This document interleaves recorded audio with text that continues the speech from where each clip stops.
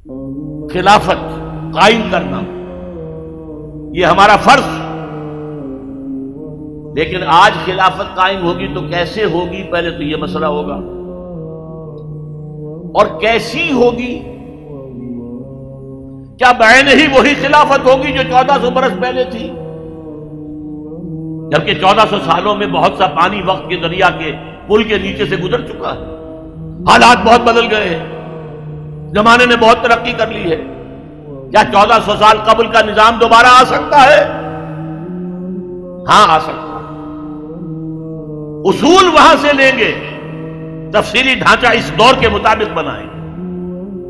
اصول وہاں سے ہوں، فنڈامنٹلز وہاں سے ہوں گے. اس لیے ہم فنڈامنٹلسٹ ہیں. امریکہ کان کھول کر سن لے، ہمارا دعویٰ ہے کہ ہم فنڈامنٹلسٹ ہیں. ہم اسلام کے اصولوں کو چھوڑ کر کہاں جائیں؟ تفاصیل میں، فروعات میں ہمارے اختلاف ہو سکتے ہیں، لیکن فنڈامنٹلز آف اسلام اس میں ہمارا اتفاق ہے. تاریخی واقعہ آپ کو بتا رہا ہوں.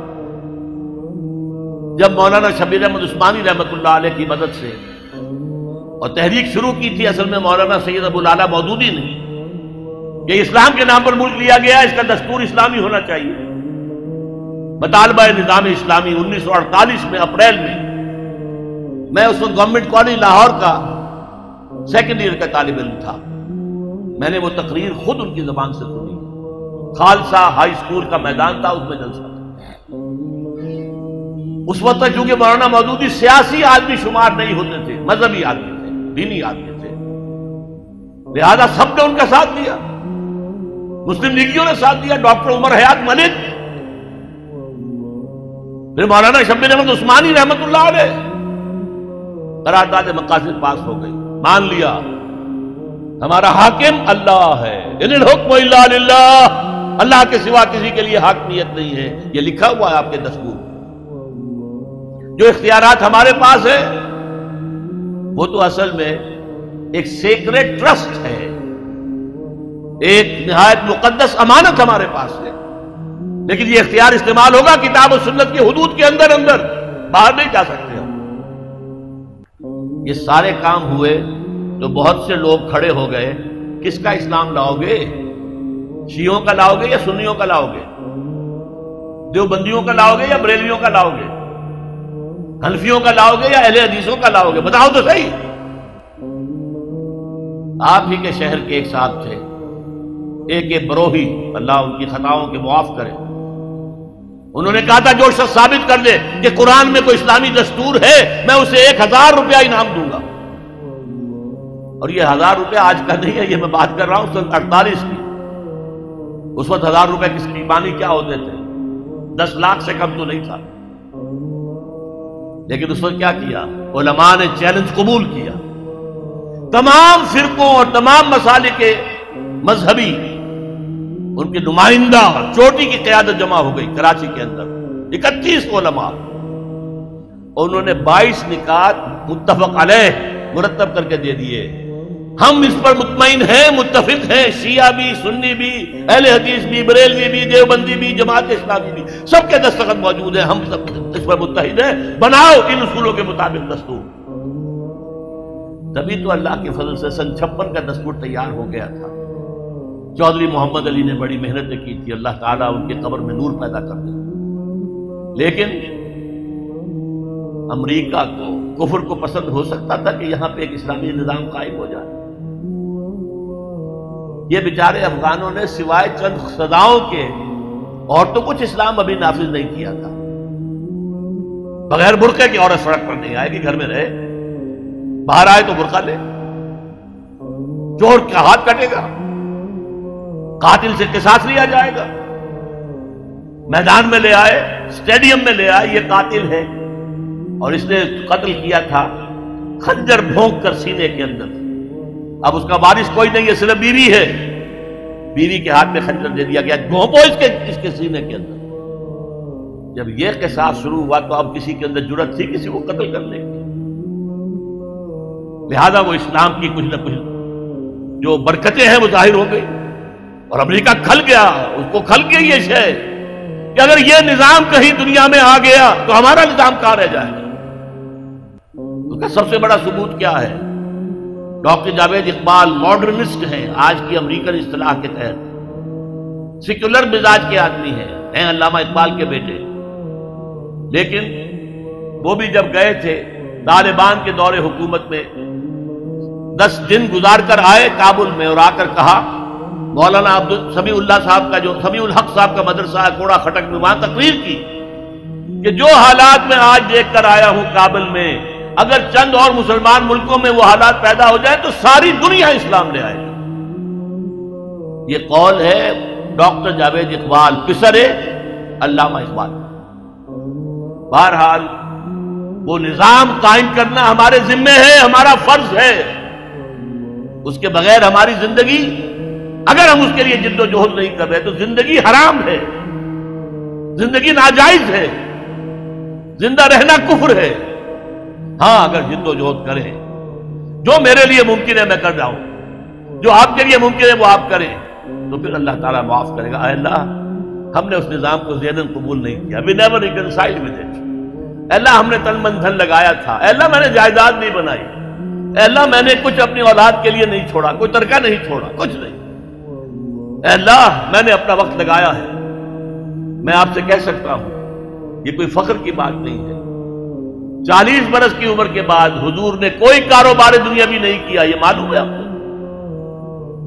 بہت بڑے تاجر تھے، ایکسپورٹ امپورٹ کا بزنس، شام قافلہ لے کر جا رہے ہیں، وہاں سے قافلہ لے کر آ رہے ہیں، یمن قافلہ لے کر جا رہے ہیں، یمن سے واپس آ رہے ہیں، الخبر کے علاقے کے اندر لگتا تھا بہت بڑا تجارتی میلہ، وہاں جا رہے ہیں، واپس آ رہے ہیں۔ لیکن جب حکم آ گیا یا ایھا المدثر قم فانذر وربک فکبر، اے لحاظ میں لپٹ کر لیٹنے والے صلی اللہ علیہ وسلم اب کھڑے ہو جاؤ، کمر کس لو، لوگوں کو خبردار کرو کہ مرنے کے بعد دوبارہ تمہیں زندہ کیا جائے گا، پھر تم سے حساب لیا جائے گا۔ فیما کنتم، کن حالات میں زندگی گزار رہے تھے جناب آپ؟ کیا اسلام پہ غلبہ تھا؟ نہیں ہے اللہ، اسلام غالب تو نہیں، تم کوشش کر رہے تھے غالب کرنے کی، سوائے شرمندگی کے اور کیا ہاتھ آئے گا؟ اللہ تعالیٰ کی حجت قائم ہو جائے گی۔ میرے نبی کی ہڈیاں ٹوٹی، میرے نبی کے دانت شہید ہوئے، میرے نبی کا جسم لہو لہان ہوا، میرے نبی کے چہرے کے اوپر تلوار کا وار پڑا جس سے 2 دندان آپ کے شہید ہوئے، اور خود جو پیدا ہوا تھا اس کی 2 کڑیاں گھس گئی رخسار مبارک کی اس ہڈی کے اندر۔ ان کو ایک صحابی نے دانتوں سے پکڑ کر کھینچ کر نکالنا چاہا، ان کے دانت نکل گئے، وہ ہڈی وہ نہیں نکلی، وہ کڑیاں لوہے کی۔ پھر جیسے بھی ہاں کر کے نکالا گیا تو خون کا فوارہ چھوٹا ہے، اتنا خون گیا کہ آپ بے ہوش ہو کر گر گئے، اور خبر مشہور ہو گئی کہ حضور کا انتقال ہو گیا۔ یہ ساری تکلیفیں کس لیے اٹھائی تھی حضور نے؟ کیا حضور کو اچھا نہیں لگتا تھا کہ اچھا بھلا گھر ہو، کھلی فضا ہو، اچھا خوبصورت ماحول ہو، بچے ہوں اور ہر طرح کی آسائشیں ہوں؟ کس کو پسند نہیں؟ یہ صحابہ کرام کیا کر رہے تھے؟ فاقے کر رہے ہیں، فاقے پر فاقہ کر رہے ہیں۔ غزوہ خندق میں حکم ہو گیا مشورے کے بعد کہ خندق کھود دی جائے، دفاع کی ایک ہی شکل۔ اب سردی کا موسم ہے شدید، کئی وقت کا فاقہ ہے، پیٹوں پر اپنے پتھر باندھ رکھے ہیں اپنی چادروں کے ساتھ کس کر کہ پیٹ دورہ نہ ہو جائے، کمر دوری نہ ہو جائے۔ حضور کے پاس آ کر شکوہ کیا ہے، شکایت کی ہے، اللہ کے رسول اب یہ بھوک ہم سے برداشت نہیں ہو رہی، دیکھیے ہم نے اپنے پیٹوں کے اوپر اپنے کرتے اٹھا کر دکھایا، ہم نے پتھر باندھے ہوئے، آپ نے اپنا کرتا مبارک اٹھا کر دکھایا، 2 پتھر بندھے ہوئے۔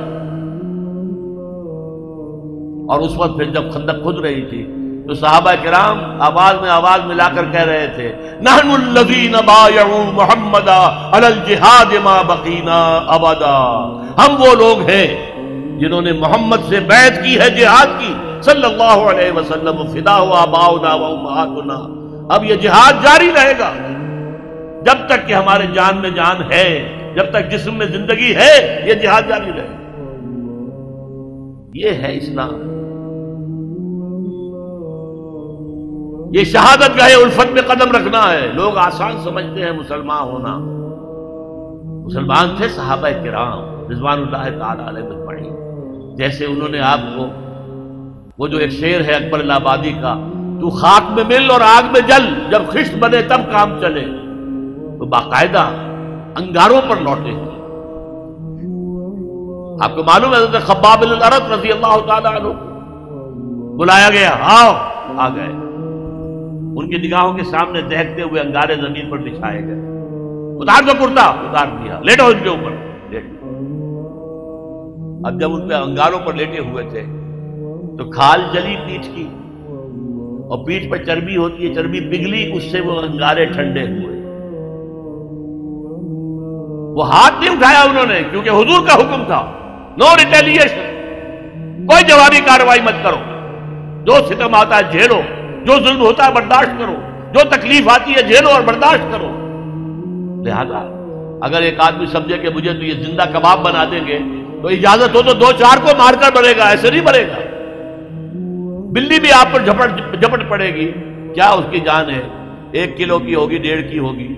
لیکن اگر آپ کارنر کر دیں اسے نظر آئے کہ میرے پاس کوئی راستہ نہیں ہے، کوئی اسکیپ نہیں ہے، وہ آپ پر حملہ آور ہوگی اور آنکھ پر آئے گی، سیدھی آنکھ نکالنے کی کوشش کرے گی پنجے سے.